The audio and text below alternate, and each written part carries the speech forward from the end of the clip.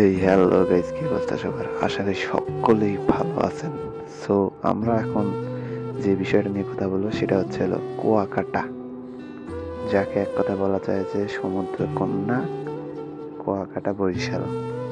তাহলে চলুন দেরি না করে শুরু করি। সো কুয়াকাটা যাওয়ার জন্য সর্বপ্রথম আমরা গাড়িতে আসলাম। গাড়ি নিয়ে আইসা একটু সকলে পাটপট নিয়ে ছবি তুললাম, তারপর নাচ করলাম। মানে বিভিন্ন প্রকার নাচ, যাকে এক কথা বলা যায় বিনোদনের সেরা। আর শুধু সেখানে আমি একা না, সেখানে আমরা অনেক বন্ধু বান্ধব ছিলাম, আয়োজন করছিলাম।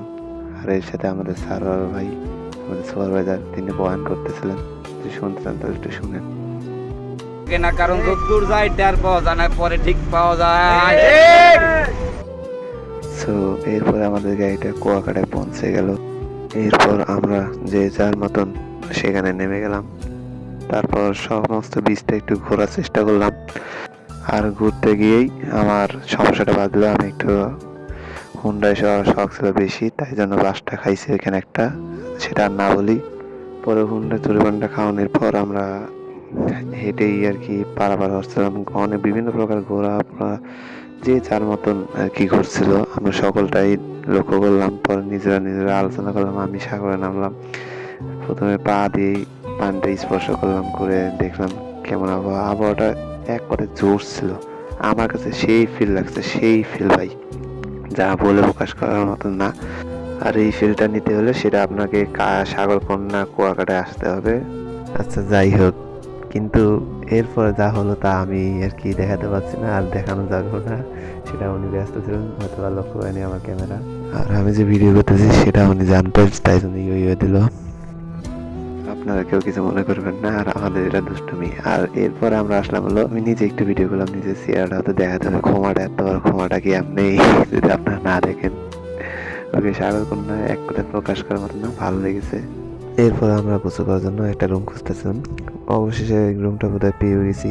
পরে আমরা ওখানে ব্যাগ টেক্স রাখলাম, রাখা আবার গোসল করার জন্য আসছি, কিন্তু ওই ভিডিওটা করা হয়নি। করলে আপনাদেরকে আমি দিতাম।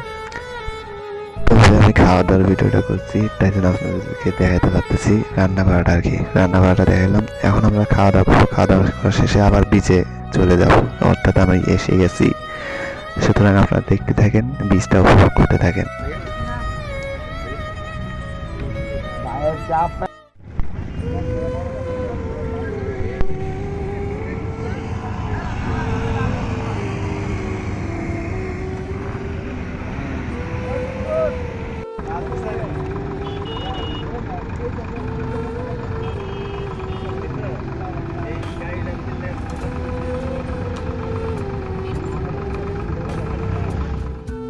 হেই গাইস, আমি জানি আপনারা পুরো বীজটা উপভোগ করেছেন।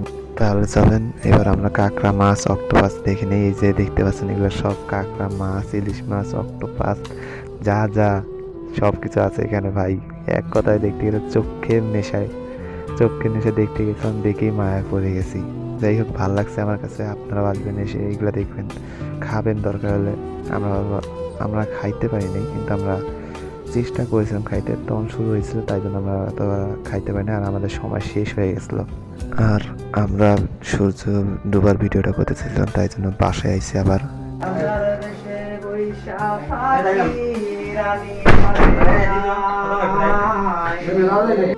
আমাদের ছোট্ট বিনোদনটা আপনাদের কেমন লাগলো সেটা জানাবেন। আর বেশি কিছু বলবো না, এখন আমি বিদায় নিচ্ছি। আপনারা শুধু শুনতে থাকুন। আল্লাহ হাফেজ। Welcome to Kuakata. ও আর একটা কথা, আমি পান খেয়েছিলাম, তাই জন্য দাঁতে এরকম হয়েছে। সচরাচর আমি কিন্তু পান খাই না। তো আর বেশি না কথা বলে আমি এখন যাবো ডাইরেক্ট বাসায় যাওয়ার পরে এখান থেকে আমরা প্যাক ট্যাক নিয়ে আমরা সুপ্তিখানে গেছি। আর ফিনিশিংটা ওখানে না দেওয়ার জন্য সরি। এখন শেষ করলাম। আল্লাহ হাফেজ, বাই বাই।